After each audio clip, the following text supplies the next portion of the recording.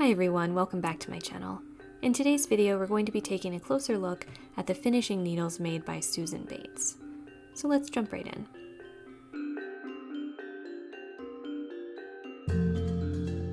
The purpose of these needles is to make weaving in the tail ends of your projects easier. So let's take a look at how these differ from traditional blunt yarn needles.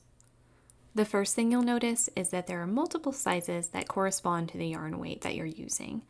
This is definitely more of a rough guide than a strict rule, but you will want to go with the one that fits your yarn the best. Another thing that immediately jumped out at me and why I was drawn to them is that you'll notice that the eye of the needle is actually the entire length of the needle. And this serves a couple different purposes. First, it makes it incredibly easy to thread the yarn through the needle, and I really like the convenience of that. So depending on the type of yarn that you're using, you won't be needing to struggle with putting the different plies through the eye of the needle. You'll just be able to sort of ply it apart and then get the whole yarn through there on the first try. The second purpose that the large eye serves is that it's easier to weave in short tails. This is because the yarn can sit at either end of the pointed needle. This is easily achieved by just sliding the yarn to the preferred side.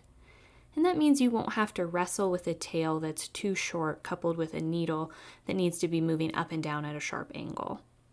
What you'll be able to do is just slide the yarn up and down the needle. The last thing you'll notice about these is that they have a really pliable body. And this means that as you weave, less force is being put through the body of your stitches. The needle is responding to the pressure of the stitch as opposed to the needle stretching the stitches open to accommodate its size. A con about these needles is that the ends are actually pretty sharp. So because of this, I was expecting them to consistently be splitting the yarn as I was weaving. I haven't encountered that yet, but I would exercise caution when weaving in the ends of wool yarn.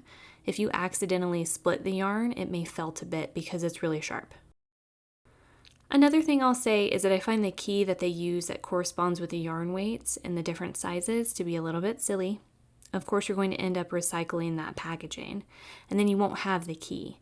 So you'll either have to look up a picture of the packaging online, or you'll just end up eyeballing it, and that's really what you're going to end up doing most of the time.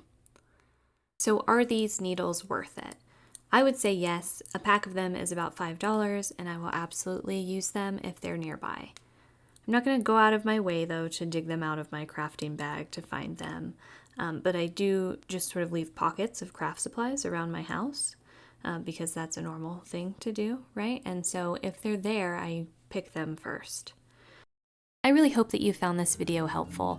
When I first found these finishing needles in the store, I Googled them and I was unable to find a lot of information about them, except for people saying that they really enjoyed using them.